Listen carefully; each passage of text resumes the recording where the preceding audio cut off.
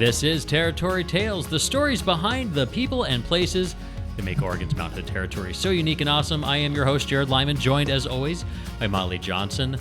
Molly is always our excited person, and she always has fun with whatever we're talking about, but I know she enjoys today's topic because she is a lifelong resident of the area, and as somebody who has been here your whole life, you're pretty versed in the history and the heritage that we have here. Yeah, you could say that. She knows more than me on some of those topics, so why don't you introduce our guest to our listeners? Everyone, I want you to meet Bob Hill. He is our guest today, and he is a volunteer at the end of the Oregon Trail Interpretive Center in Oregon City. Bob, thanks for joining us, because, this is a lot of fun, and, a lot of people, when you talk about heritage sites throughout the country, there's probably no other heritage site in the entire country that so many people still have a connection with than the Oregon Trail. So many people grew up playing the video game. Lord knows I did. And whenever you talk to a group that's even a really wide age group, you mention that Oregon Trail, and their face lights up because they remember the game. Mm-hmm. So there's definitely a very important connection to people when it comes to the Oregon Trail. So that said, what is it that got you into the heritage and working at the Oregon Trail Interpretive Center?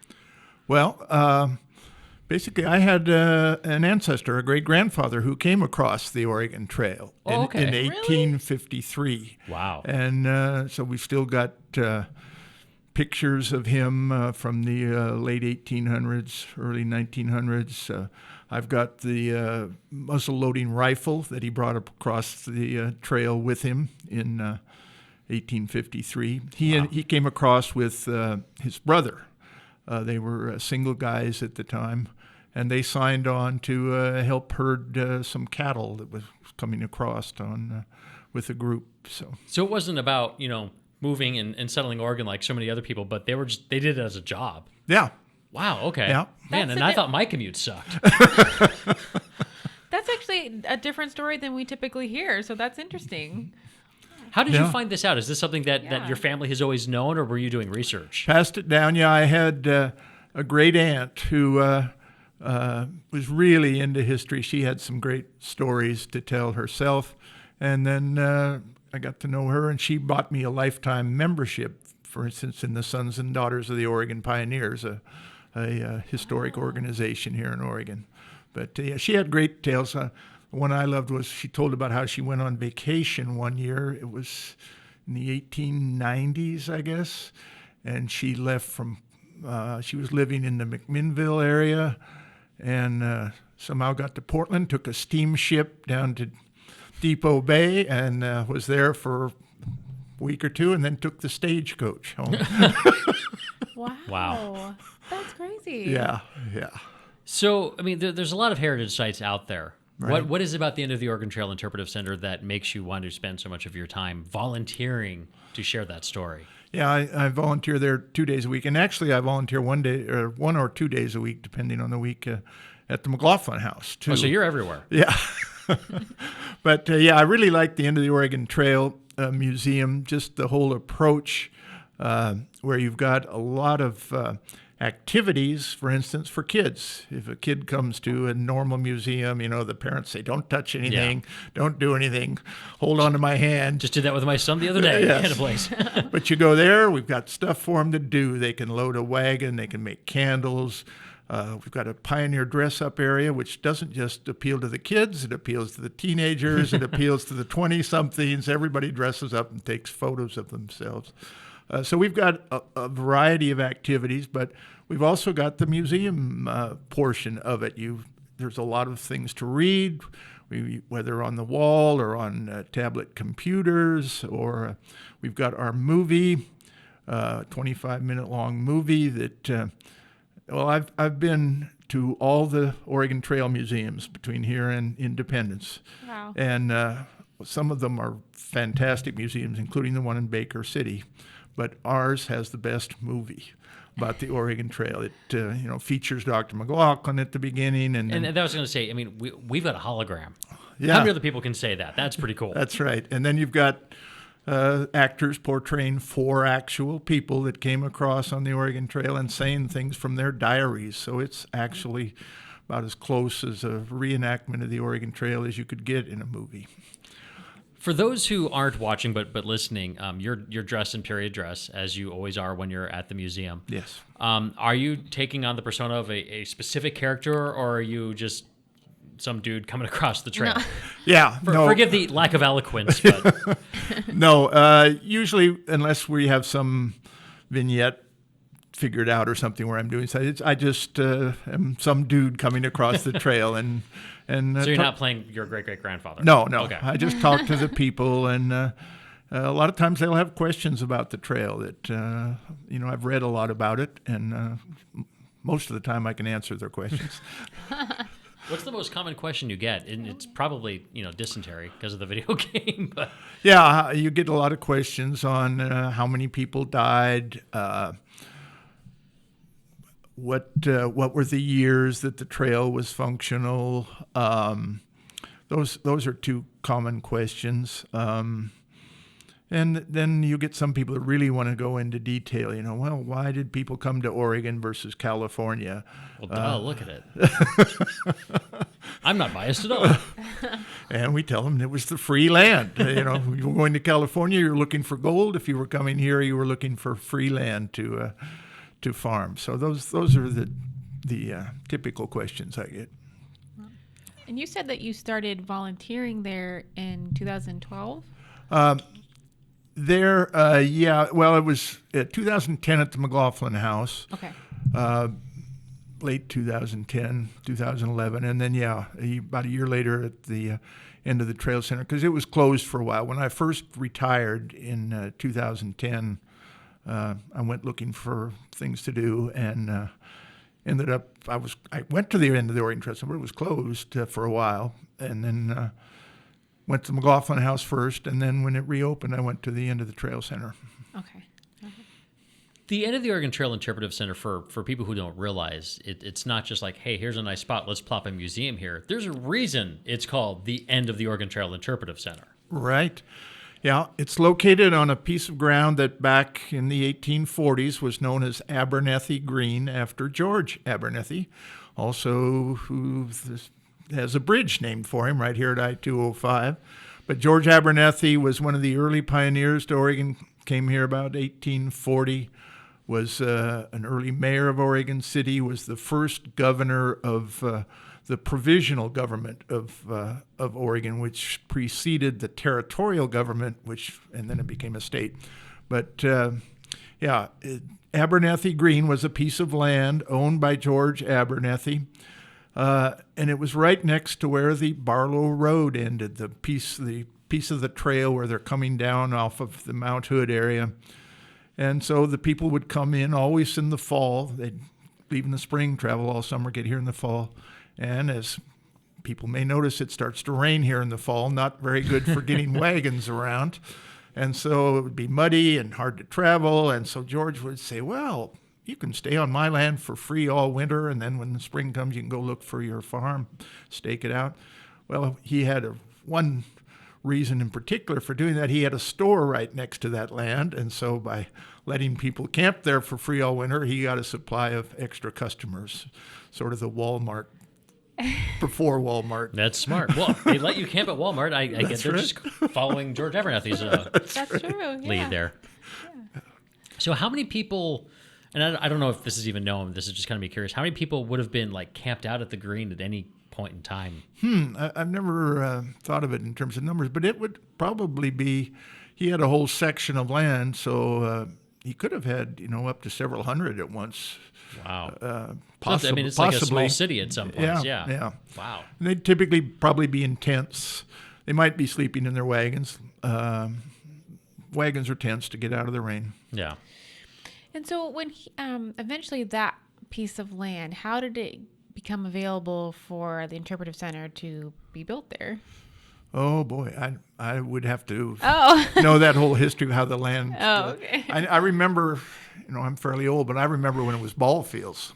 Oh. It was Kelly Field is what it was called, and there were baseball diamonds there. So I assume it was city owned. Gotcha. And was a good place to build that center. When it was built in the early 90s, that was a real period of enthusiasm about the Oregon Trail because it was the 150th anniversary of it in 1993.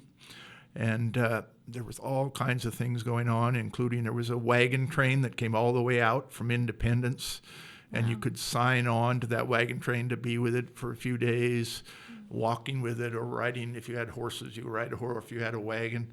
And so my family and I actually signed on for 3 nights over in eastern Oregon with it, and we walked with it from La Grande. We picked the worst possible place to start. Started in La Grande, walked up into the Blue Mountains, and then gave you a bit of appreciation for what you're. Yeah, I sure did. I had blisters on my blisters after 3 days of walking uphill. Oh, no. But that was a big deal back in 1993. It all the towns here in Oregon, or not all the time, but the towns that it went through, had big ceremonies to welcome it, and it was a lot of fun. That's crazy. Yeah. That's crazy. Yeah, and then last year, let's see, no, wait a minute, I'm getting my years right. Yes. Last year was the 175th. 175th Right. anniversary, so we put together a big 2-day event at the center. Yes. To celebrate that, and brought in wagons from some other museums and put our own wagons out, and brought in a lot of people from Washington and Oregon who had pioneer type skills they could demonstrate. We had quite a good celebration for that weekend. Yes, you did. Yeah. What are some of the stories that are shared at the Interpretive Center? Because that's one thing that I always try to stress to my kids when we go is, yeah, there's a lot of cool stuff to do, but take a moment to take these stories in. And for me, it's so that way they don't complain when they're at home. It's like, I'm bored. Oh, dude, you got so much more to do than So. Yeah. Well, we try to do that. We have various parts of the museum where we've got little stories of some of these people, and some of them are fascinating stories. Some of them I use when I go out around to make presentations for the museum. There's a woman called Anne Marie Combs, and she had a deathly fear of snakes. So when she and her husband went on the Oregon Trail with their 5 children, she would insist that the wagon be unloaded every night so she could put her children into that wagon to sleep. She didn't want them sleeping on the ground because of her fear of snakes. Well, her husband thought this was silliness, would not help her unload the wagon, so she had to do it all herself every night.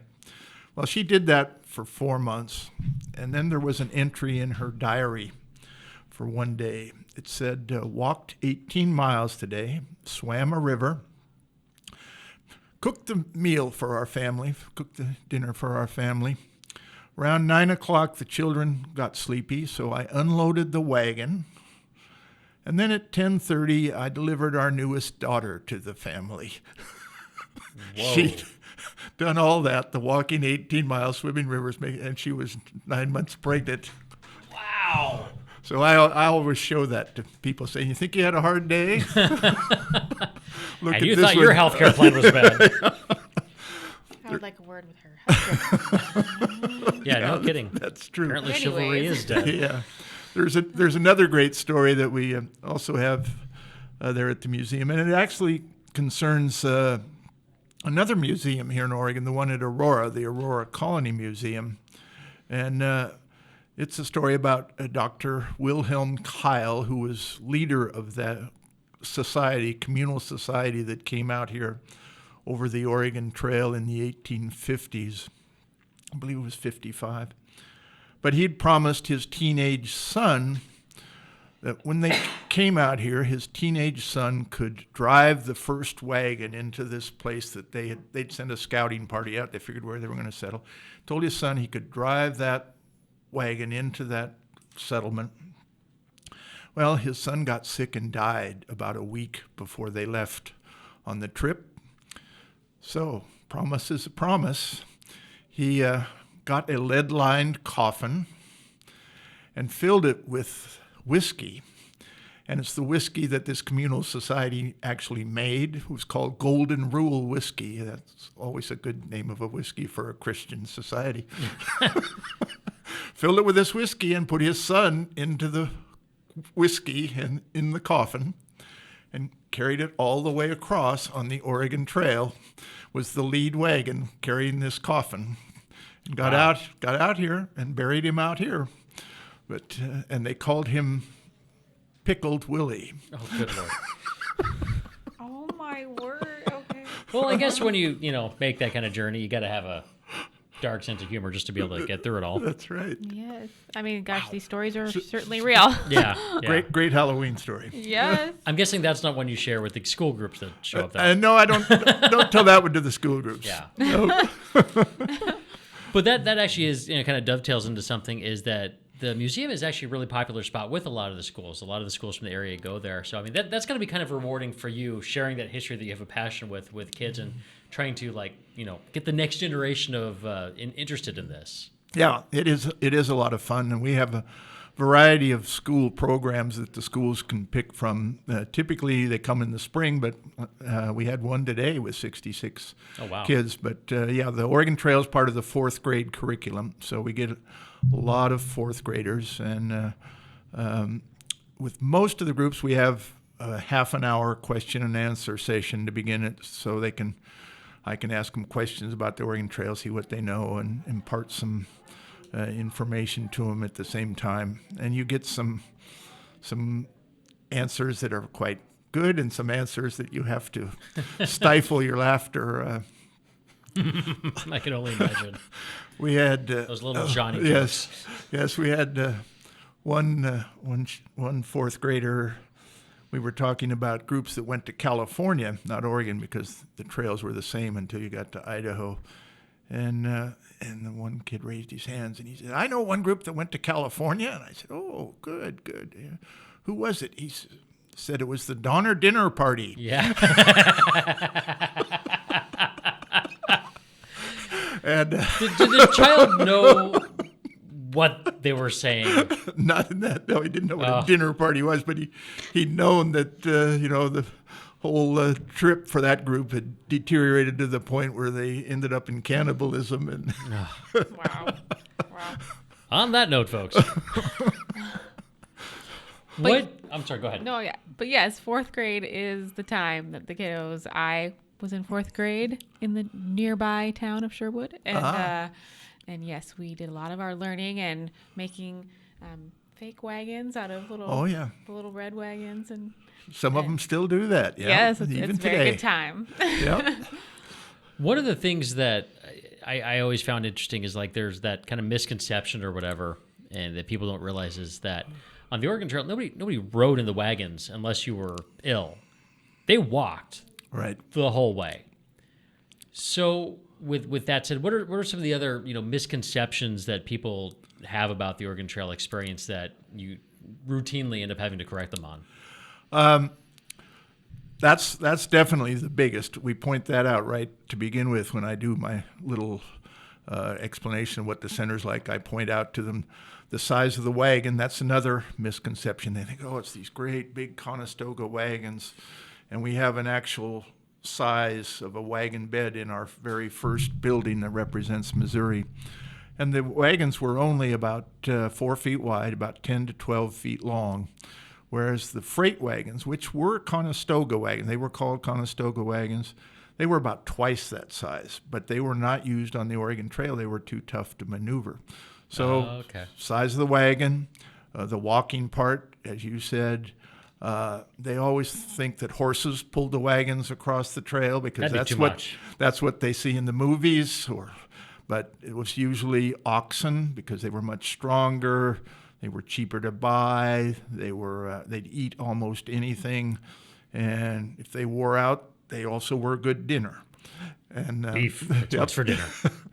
But that's a common misperception. A lot of people think the Oregon Trail began in St. Louis because that's where Lewis and Clark started their trip 40 years before the Oregon Trail, whereas the first town for the Oregon Trail was Independence, which is on the other side of Missouri. It's on western Missouri rather than eastern Missouri. Those are common misperceptions. Another one is that people think, well, all the people coming across on the trail were poor people. But You actually had to have a couple bucks to do this, in didn't those you? days, yeah, it was actually sort of your middle class or maybe lower middle class. Somebody usually had to have a farm to sell to finance their trip. And so they had a small farm, typically, say, 40 acres. They'd sold that farm because they heard if you came out to Oregon, you could get 640 acres, a square mile of land if you were married. And so the people that came out were not poor. They were not rich. The rich people had no reason to come out here. But in the early years, it was families just looking to improve their life. They'd had a small farm. They wanted a bigger farm with more land. When Gold Rush started, then it was a different crowd entirely. It was single guys coming out to look for gold and going to California rather than Oregon because the trails were the same for about 2/3 of the length. I just can't imagine, the hardships that these people endured. Again, I mean, I made the joke about, my commute being awful. Yeah. But, extra 5 minutes of the commute, and it's just, rolling your eyes and the whole way.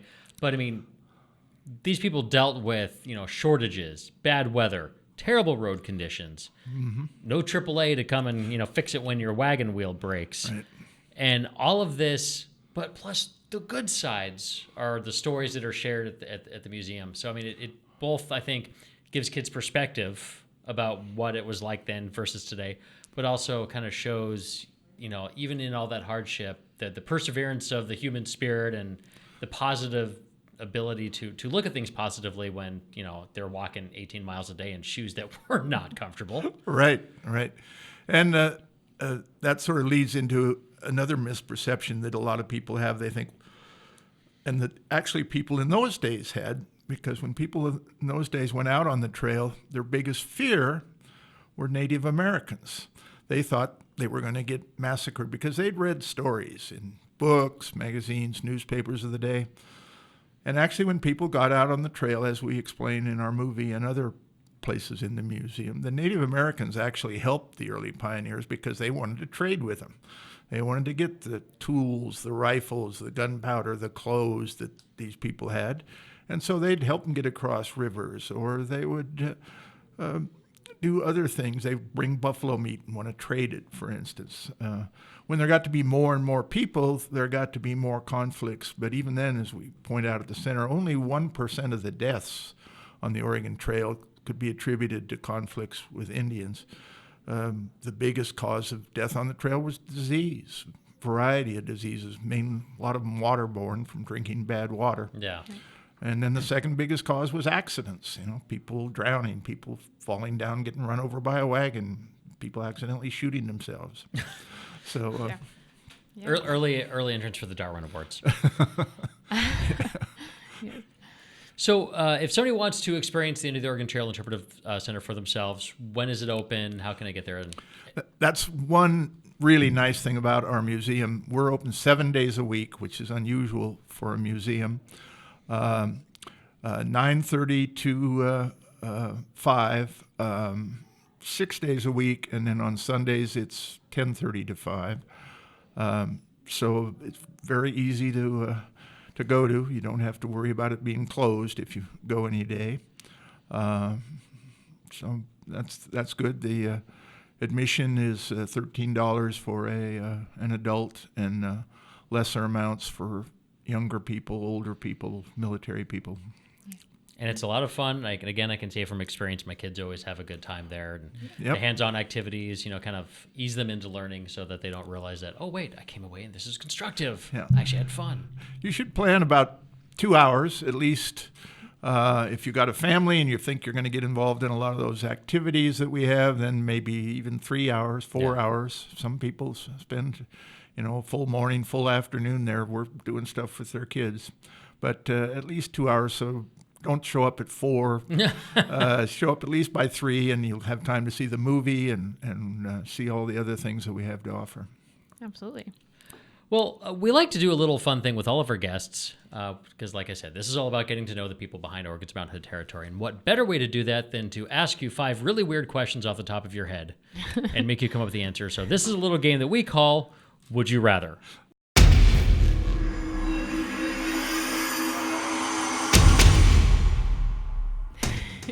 Molly curates 5 questions, completely random stuff, and then you just fire off the top of your head which one you would rather. Nothing too crazy, nothing too crazy. but- Okay.